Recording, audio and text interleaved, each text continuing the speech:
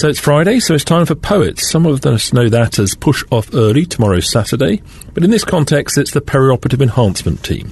Inspired by Dr. Sol Aronson and the team at Duke, a selection of clips to get us thinking about the next steps in providing world-class perioperative care.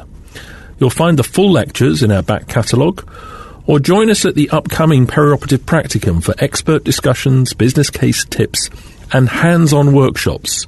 Go to www.ebpom.org and look for our international programme of perioperative practicums. Top Bed Talk.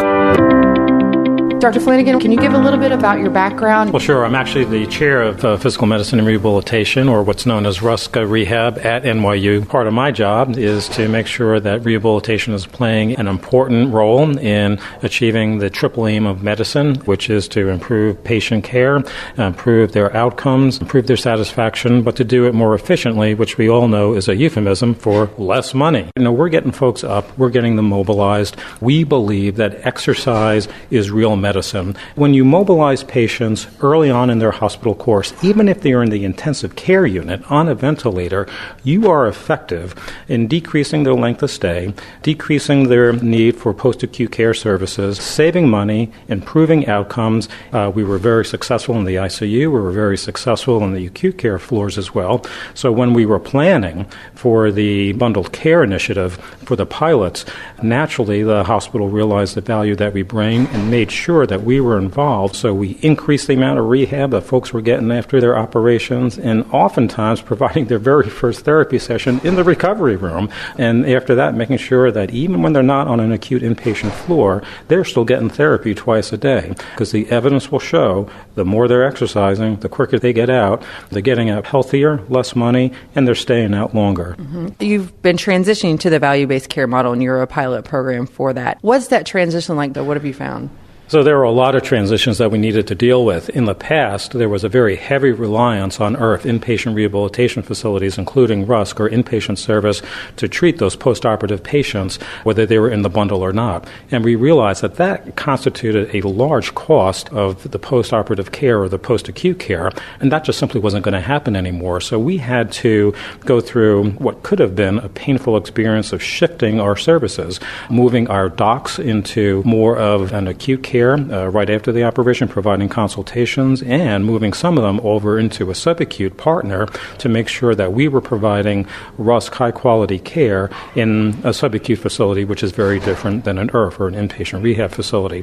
So there was a little bit of pain with that because there was a contraction of our number of inpatient beds. But it's also really a cultural change, and the reason why it was ultimately successful is that there was a culture in the hospital that supported that. They recognized the value that rehab offered, but they also worked with us from the very beginning to make sure that that value that we offer is shifted from a very expensive IRF model, which for some patients is still very important, but shifted that to an acute care service, to subacute, and also to make sure that we were providing services in the ambulatory side. So once those patients were discharged, we made sure that they were discharged to a RUSC physical therapy center so that it kept it in the family.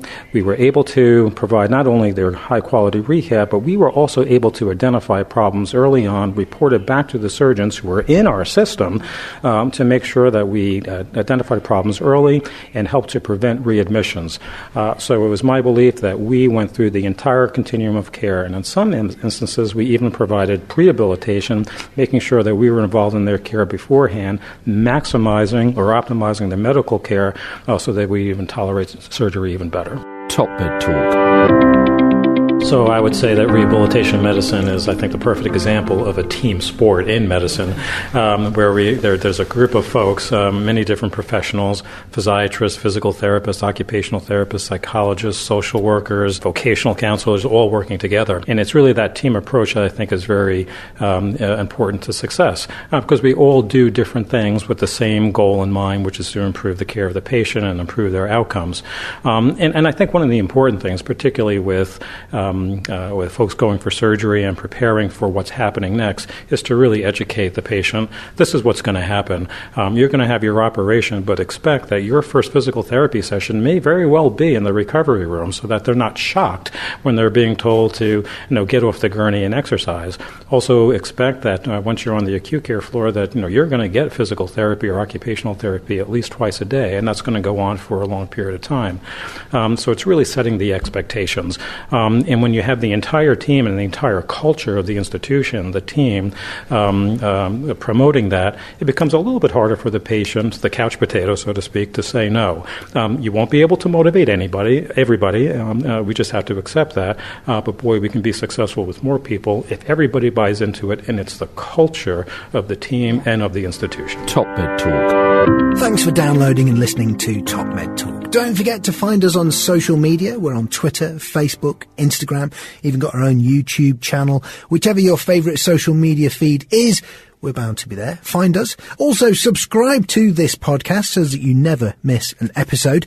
And make sure you go to the Top Med Talk website, topmedtalk.com, and get on board with the email updates. Oh, whilst you're at it as well, I suggest you download our entire back catalogue. We're categorising it at the moment. We're having a little look through it. It may not always be in the form that you currently find it. So if you get your hard drive ready for a full-on download via the website perhaps, or perhaps through your podcatcher.